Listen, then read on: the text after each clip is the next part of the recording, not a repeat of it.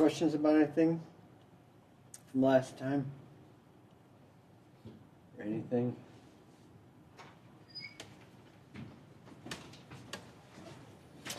Wanted to tie up some loose ends today and do a little bit of review of the Parseval identity, just to start reviewing stuff. I thought I'd say one more thing about a really good kernel that you might not have seen before. So I'm going to construct a really good kernel, and it's going to be better than the one I did last time because it's going to have compact support. So this function I graphed here, it's e to the minus 1 over t squared for positive t, and it's 0 for negative t. And at 0, I set it equal to 0. That's a famous example of a function that's infinitely differentiable. Okay, this is a C infinity smooth function.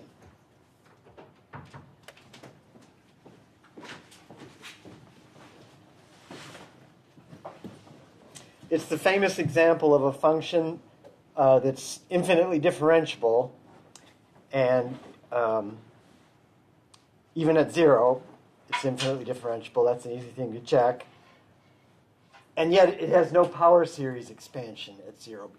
Because it's 0 to the left, all those derivatives in Taylor's formula would be 0 at the origin. And so the power series for that function, given by Taylor's formula, would be the 0 function. And of course, that's not equal to the 0 function. So there's an infinitely differentiable smooth function that doesn't have a power series expansion. Okay. And I've just drawn it again here, except I flipped it. So this is, let's call this thing psi.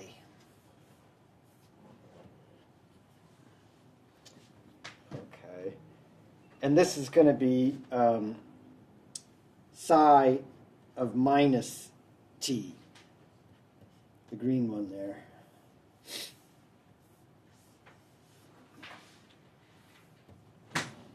Okay, so that's the same function, but I just flipped it. And now the interesting thing is if I want to get something that has compact support, so I'll do this trick. I'll shift that blue one to the left. So the blue one is going to be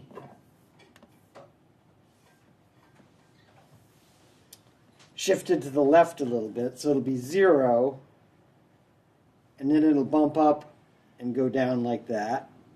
And I'm going to shift the green one a little bit to the right. So it's going to be 0. Which way am I going to shift it? Yeah, this way. So it's going to be 0 to the right of here, and then it'll go up and fizzle out like this. Anyway, when I multiply those two things together, I get something with compact support. So let's see, this blue one here is psi of t plus 2.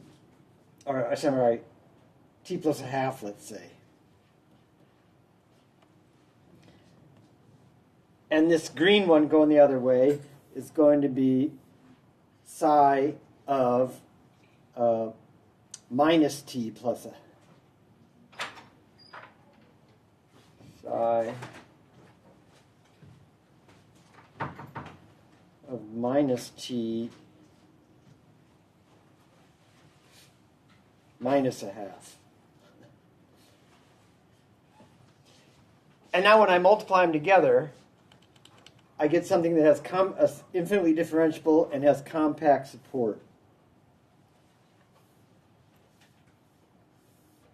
Okay, when I multiply them together, I'll do it in, how about purple?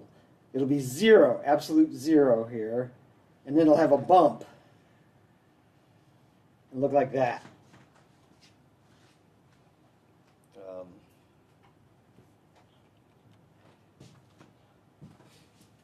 this is going to be the product.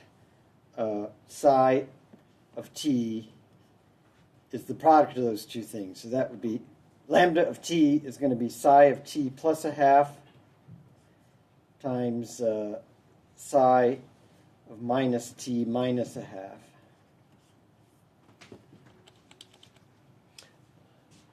And that bump would occur between -1 and +1. And now that would have an area. Let's see, it's greater or equal to 0. And so this area here would be something positive. Let's call that area C. Then the bump I want, this is the bump function, would be phi of t equals 1 over c times lambda of t. So it makes that, it's a C0 infinity bump function. So it's compactly supported and infinitely differentiable. So it's C0 infinity on the real line. And that's a really useful kind of good kernel seed. When you can always make a bump, you can always make one of these good kernels by doing this trick of taking 1 over epsilon times phi of t over epsilon. All of those things have integral 1, and their bump gets concentrated. I had an interesting question after the lecture last time. They were asking, well, what's the limit of phi sub epsilon as epsilon goes to 0? And if you think hard about that, you invent the theory of distributions. So history, the Dirac delta function,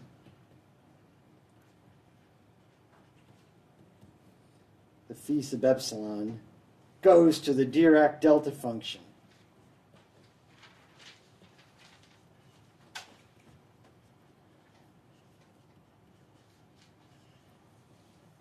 As a distribution.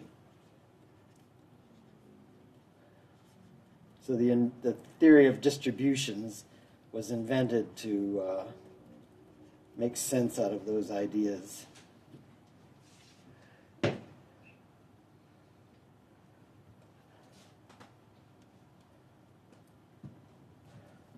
Here's a typical use of this thing. Let's say we want a function that looks like this. Sometimes you want a smooth cutoff function. So you want an interval a and b, and you want the function to, let's say I want it to be 1. I want it to be 1 between a and b and 0 and the rest. And I want it to be smooth. So what I want it to do is be absolute 0 for a while, and then smoothly, very quickly, go up and be 1 for a while, and then smoothly, very quickly go down and go back to being 0. That's called a C0 infinity approximation.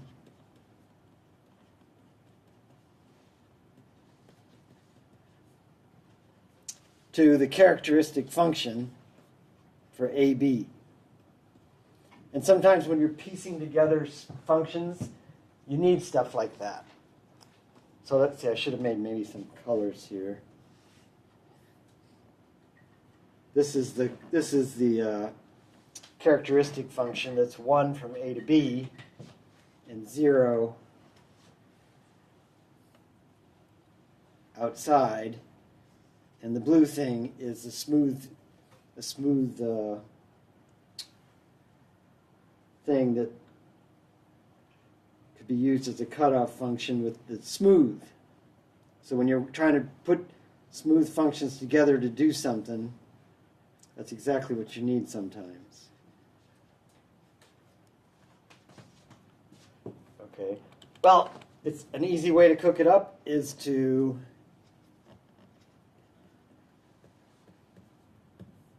take phi sub epsilon convolved with this bump function. I mean, with this characteristic function. That's an integral. And so when you integrate the phi sub epsilon and get the whole bump, it would integrate to 1. So in here, inside the spot where it's actually equal to 1, that's because the integral of that bump is 1.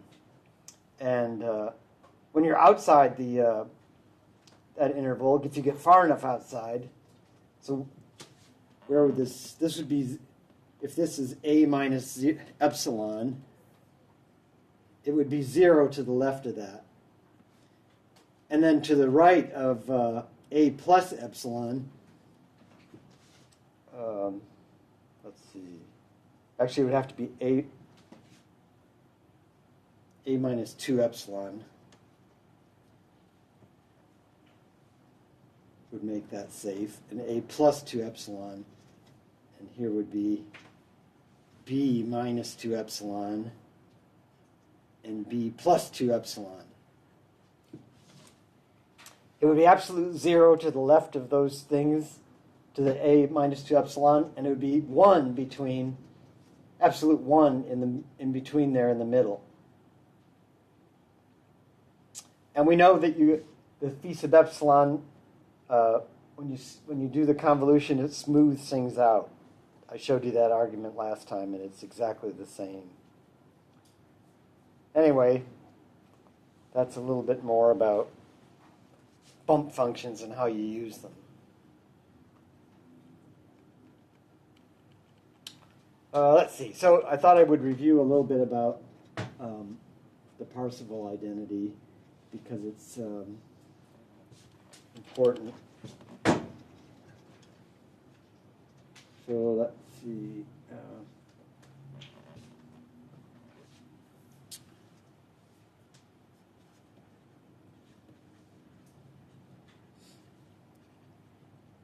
I want to do Parsevals for piecewise C1 or piecewise continuous functions.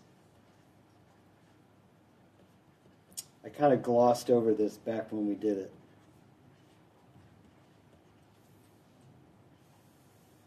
It's not a hard thing. It's just that I glossed over it.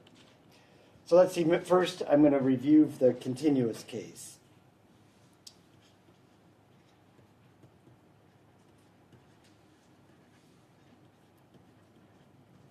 Okay, so here's how we did. Here's how we did Parsevals. I had 1 over 2 pi. Let's see. I'm not going to put the one.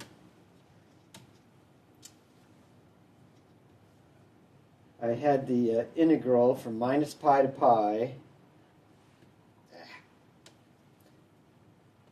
of f minus the Fourier series.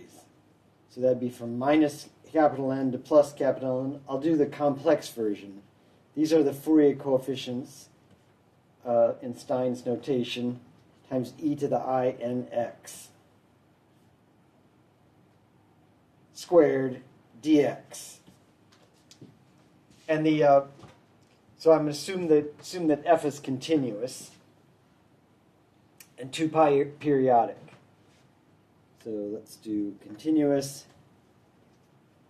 and 2 pi periodic case.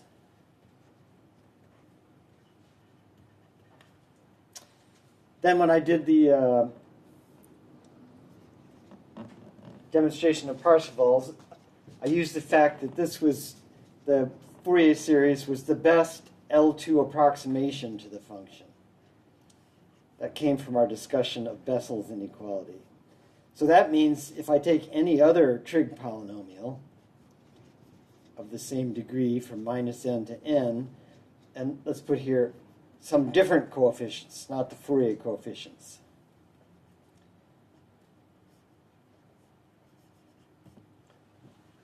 Okay. That was the key. The key was that this was the best L2 approximation. So this is the best L2 approximation to f among all trig polynomials of degree n.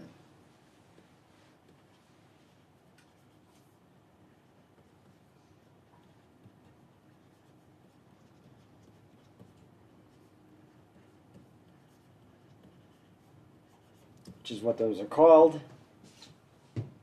And not only that left-hand side, when you'd use orthogonality, this left-hand side is, let's see, it's less than 0, and it's equal to, I'm sorry, it's bigger than 0, and it's equal to integral of f squared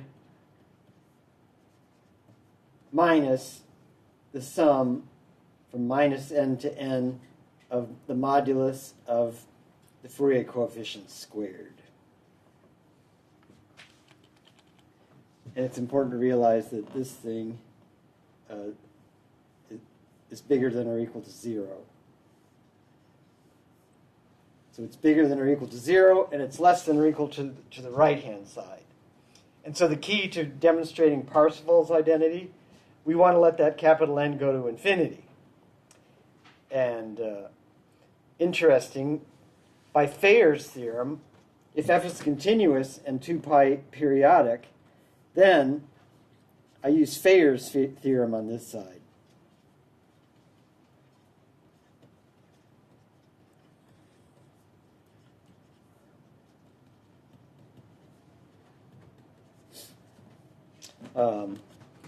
If I want to, I can approximate f as uniformly.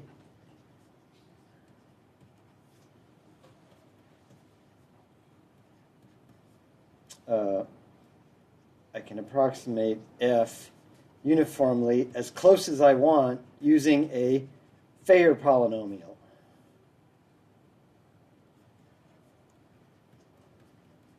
To within any epsilon bigger than 0 via a Thayer polynomial. Those are special kinds of Triggs polynomials, a Thayer trig polynomial. I might have to let the n get big, though. So I might need a big N to get it really close.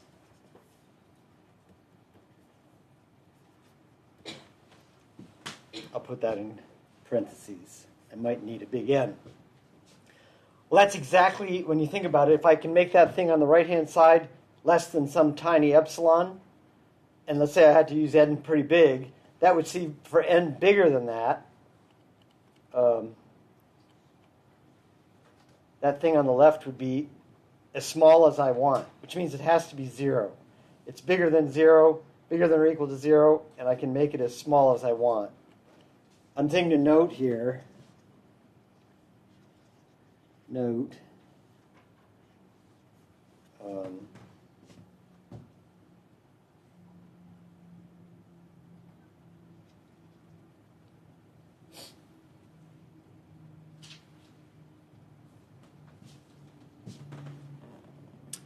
I'm also using the fact that a Thayer polynomial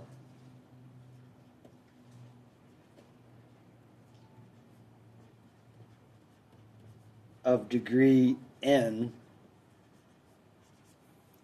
is also a trig polynomial of bigger degree. Is also a trig poly of degree m greater than n by taking the coefficients to be 0. So we'll put that in quotes. By letting the excess coefficients be 0.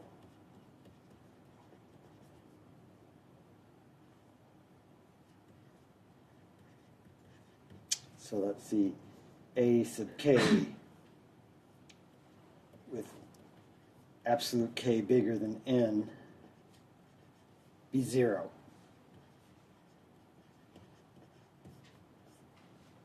So remember that trig polynomial on the left is the best.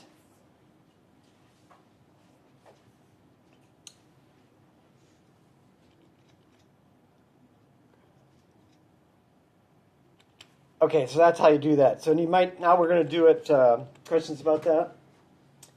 Now let's do it for the piecewise continuous. So here's the trick.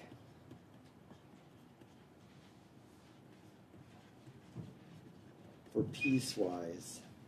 Let's see, so I guess I didn't say the conclusion.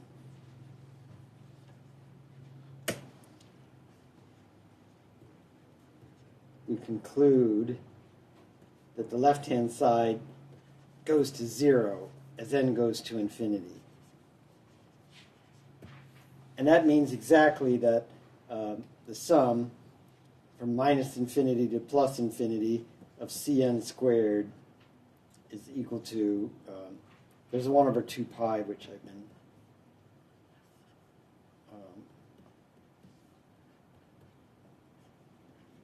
pretending is 1.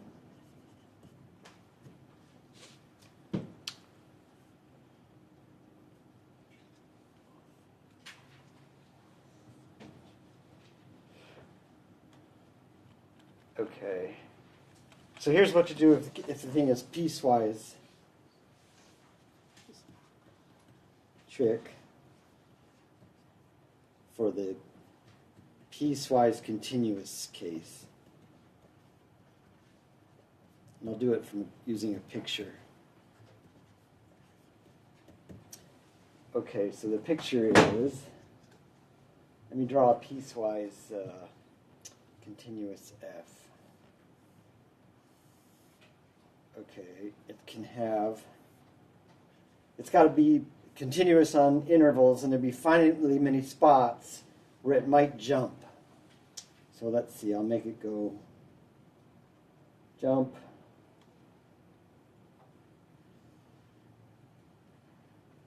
jump,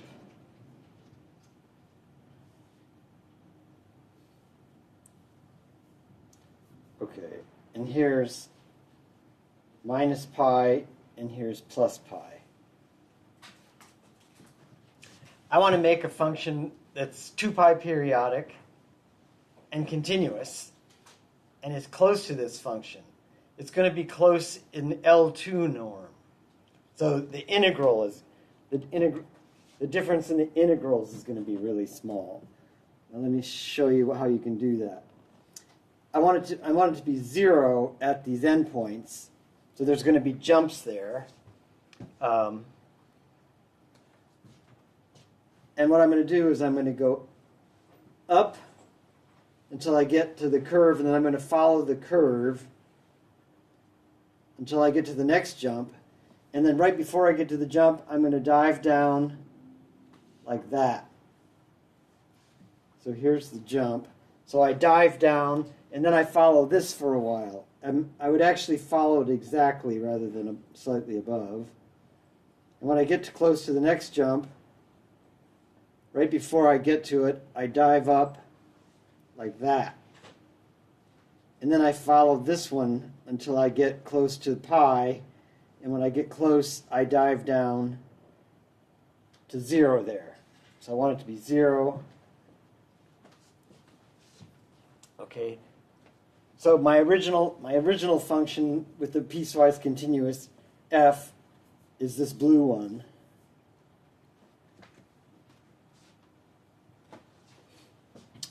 That's the f of x.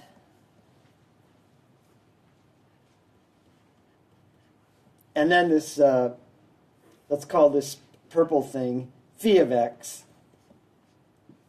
is continuous. So f is piecewise continuous, and I've made this one continuous.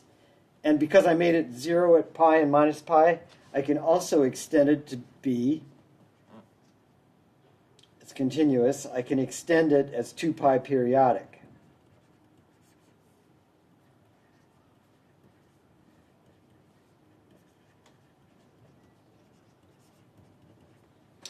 Okay. And if I do that, if I make those jumps on short enough intervals to show that, I can make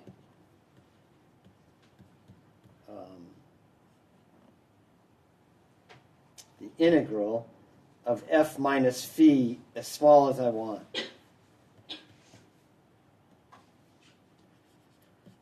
I can make it less than, say, give me an epsilon. Give an epsilon bigger than 0. I can make this less than epsilon over 2.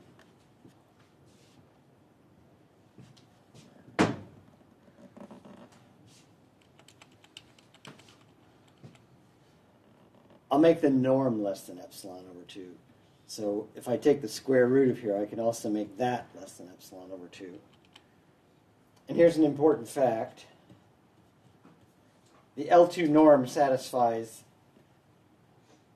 the triangle inequality. So L2 norm, which is f equals this square root integral,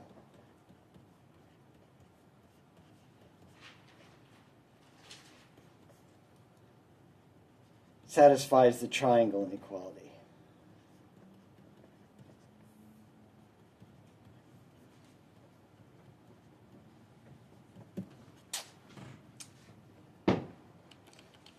All right, so here's how the trick.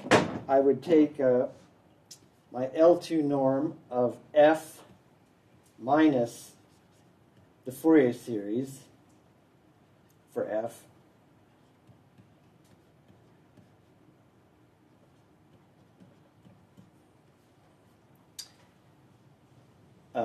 That, I know, is less than or equal to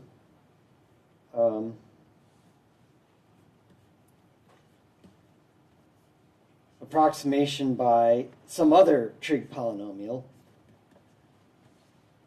The best approximation is the Fourier trig polynomial. And now the annoying thing is I don't have this. I don't know that I can approximate a piecewise continuous function by Fair polynomials.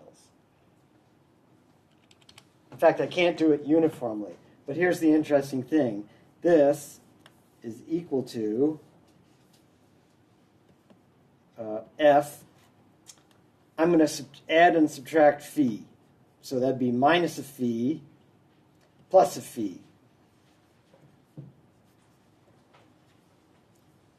And the phi was continuous and 2 pi periodic.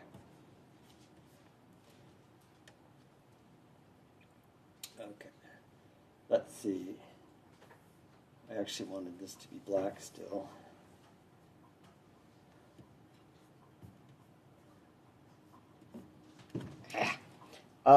Yeah.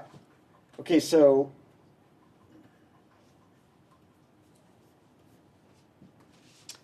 now I use the triangle inequality and get, so this is equal. And now this is less than or equal to f minus phi, and I made that small. And now the next thing I'm going to make small is this, and this is continuous, so I can use Fair polynomials to make this small.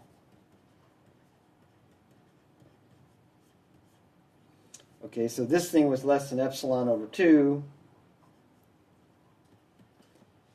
And now the great thing is I can make this small.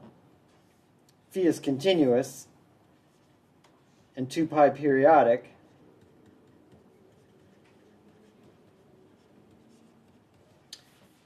I can get a Fair polynomials to make this small. I can get Fair trig polynomials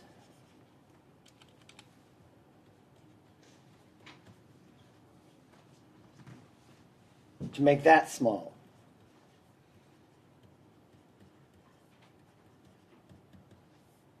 Less than epsilon over 2. And that would give me the epsilon I need to show that the thing on the left there spits out Parseval's identity. So the conclusion is we get Parseval's for my piecewise continuous f.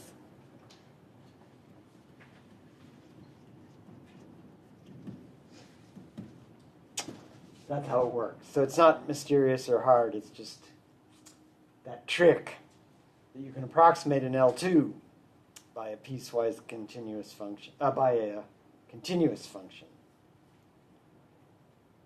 And then you can use Fayer's if you do it in the right order. Questions about that?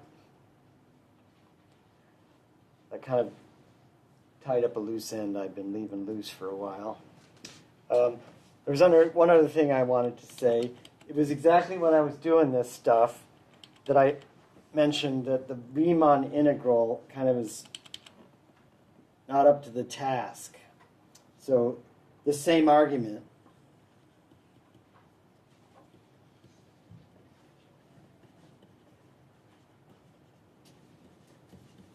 shows that the Fourier series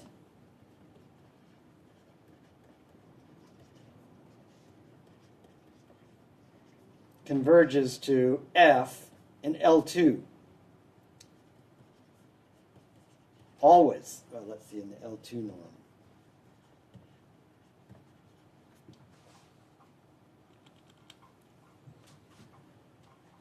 Converges to L when F is piecewise continuous.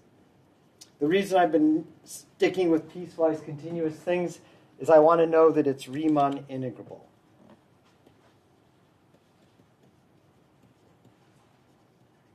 Okay, well, you know the famous Riemann-Lebesgue lemma. Riemann worked on this and showed that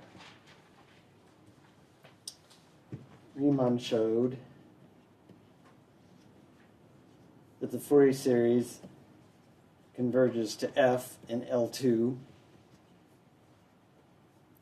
when F is Riemann integrable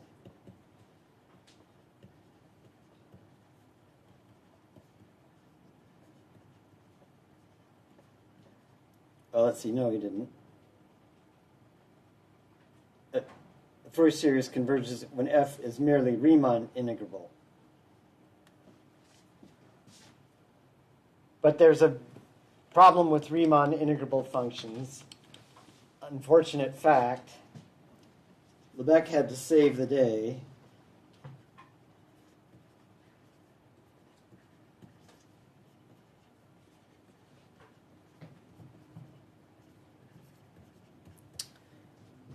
Because it's possible to find a sequence of Riemann integrable functions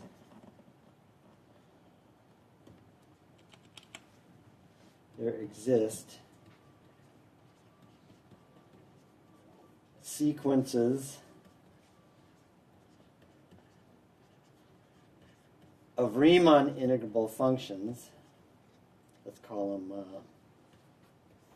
sequences Fn of Riemann integrable functions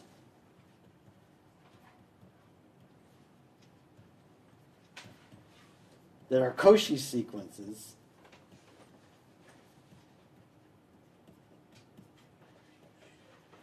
in L2 norm, which don't converge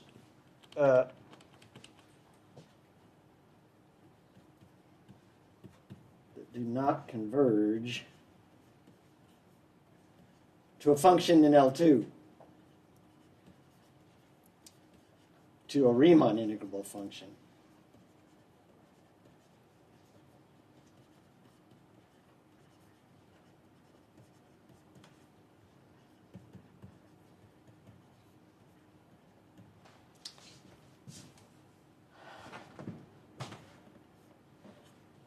But that limit is a Lebesgue integrable function. Lebesgue improved the integral so that that would make sense. The Riemann integrable function can't be made sense for that thing, but the limit does exist.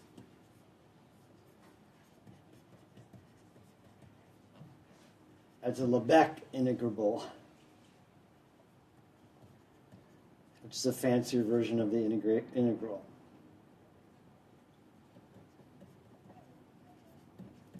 Lebesgue integrable function in L2. And so L2 AB, let's see, this is the Riemann version, is not complete. Every Cauchy sequences don't have limits. But the L2 version, in Lebesgue's sense, is complete. All Cauchy sequences have limits. And so you might ask, what's the hang-up with the Riemann integral? It's kind of an advanced fact in a good book on real analysis. Fact. A function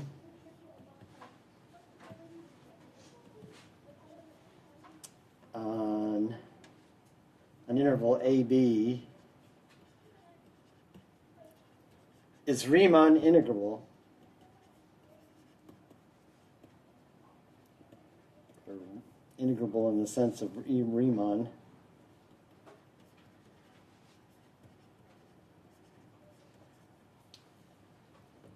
if and only if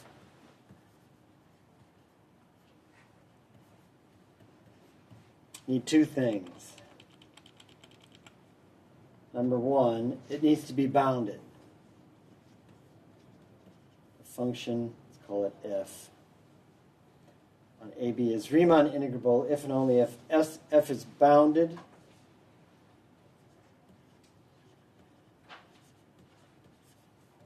on the interval. That's a problem because you can have L2 integrable functions in the sense of Lebesgue. You get a finite integral, but the function's not bounded. That's one of the hang-ups about the Riemann integral. Because a Riemann integral is based on lower sums and upper sums, and so if it's not bounded, you can never make those things be finite. So that kills it. Let's see, and what's the other condition?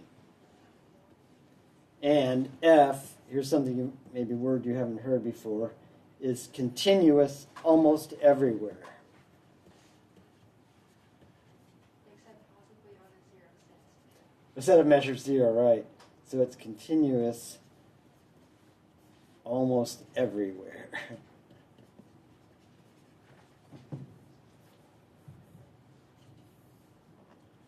On AB. And here's what almost everywhere, the definition of almost everywhere.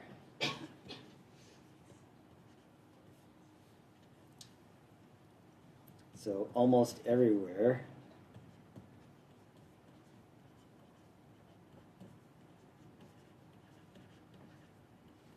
means at all points except perhaps on a set of measures 0. At all points except perhaps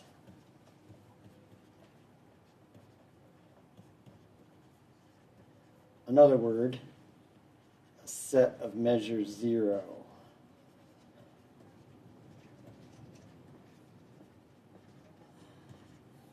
And this measure 0 thing is the same as the Lebesgue sense. Okay, so I'll tell you what the set of measures 0 is. This is the one Lebesgue measure I can discuss without talking about Lebesgue measure. So the definition, a set S in the interval AB has measure 0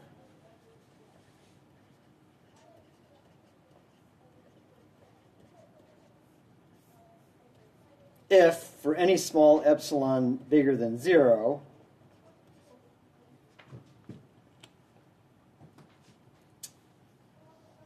there are open intervals, countably many,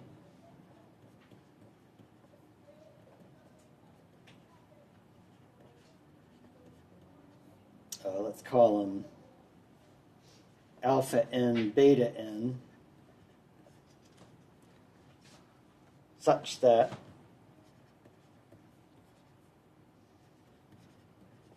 there's countably many of them, so the S has to be contained in the union, as n goes from 1 to infinity, of those intervals.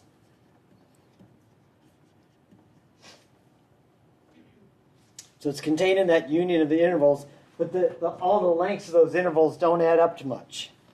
So, and the sum, the lengths of those intervals would be beta n minus alpha n. They add up to something less than epsilon.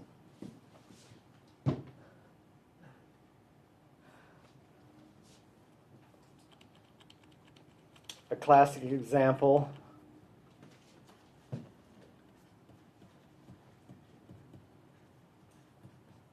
of a set of measure 0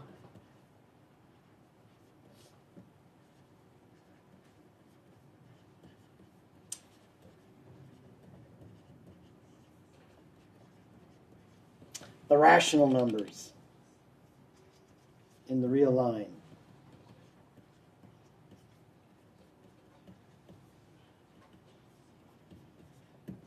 The rational numbers, those are usually called Q. Okay, so how do you see? That's easy because the rational numbers are countable. So Q can be enumerated Rn, as R is in the natural numbers, is countable.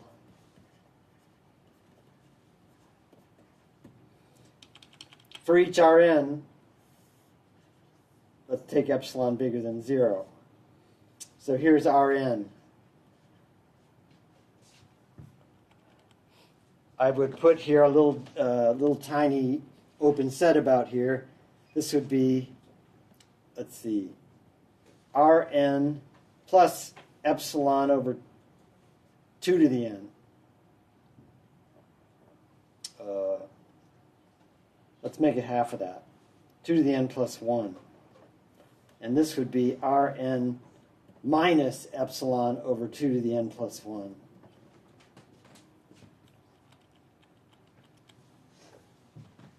Let's call that the open interval O sub n.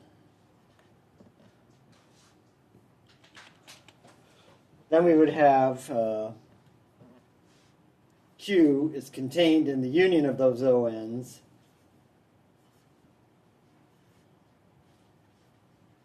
As n goes from 1 to infinity. But the sum of those lengths is epsilon. Let's see. The sum of the lengths of the interval lengths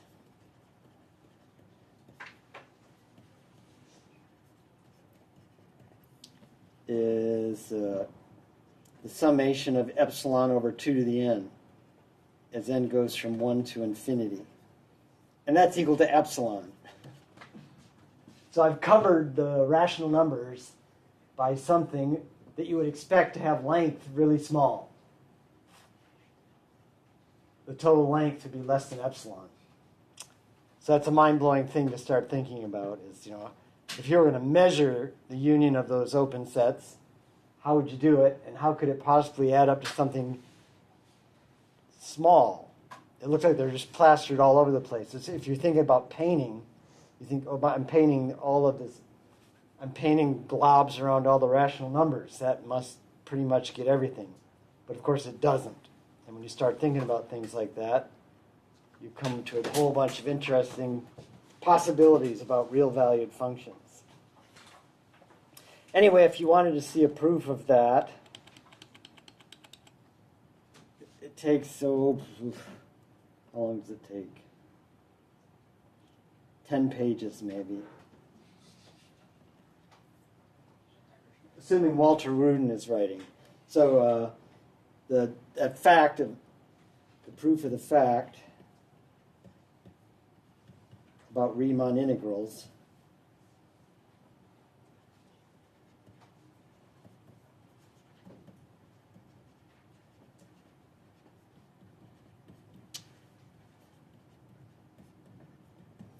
Walter Rudin's Principles of Mathematical Analysis has a nice discussion of it. Baby Rudin.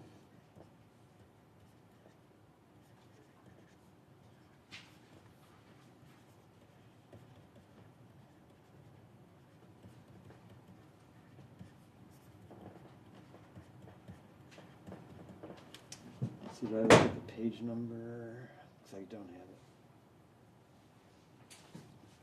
it. Let's see. Oh, I got 5 more minutes. As long as I'm talking about wild and crazy things, this might be a good time to talk about the Cantor set.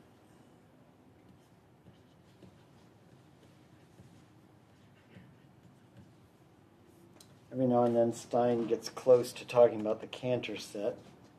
Let's see, how do you make the Cantor set? I start with the interval from 0 to 1, and I cut out the middle third set. So I'm going to remove the middle third.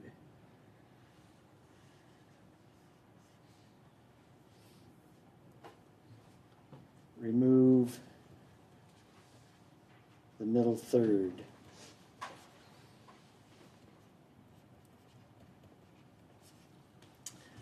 Okay, notice I've got 2 intervals left, 2 open intervals. So these, I'm removing the middle third, including the endpoints. And now I've got 2 more. I do it again. So I would remove the middle third from these 2 endpoints here, from these 2 intervals. So I'd remove these middle thirds. And I keep doing that forever.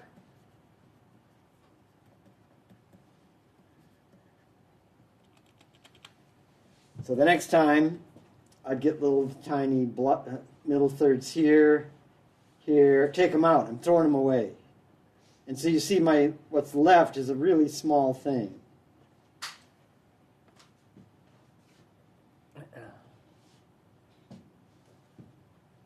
It's a fascinating set. So repeat forever.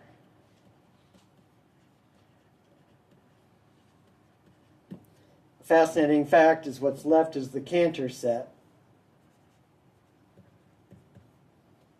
What's left is called the Cantor set. It's a mind-blowing set.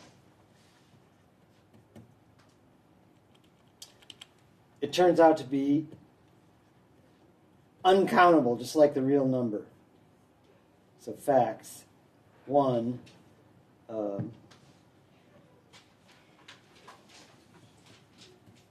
it is uncountable, even though it's incredibly small. 2, it's a set of measure 0. So there's big sets of measure 0. It is a set of measure 0.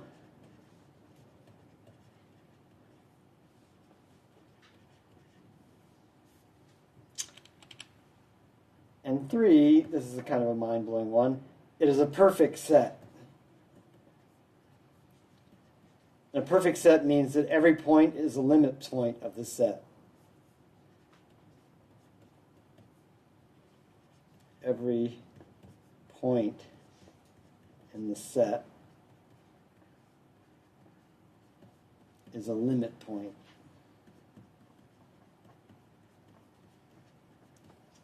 Of the set.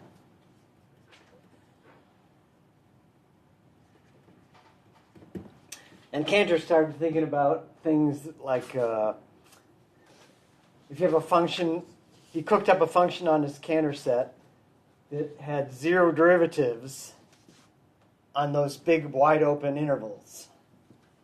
And yet a continuous function that had 0 derivatives on those big sets, and yet it was increasing. It strictly increased from. So what did you? He was doing various things. He had a set that looked like it had 0 derivative any place it made sense, and yet it was still increasing. Anyway.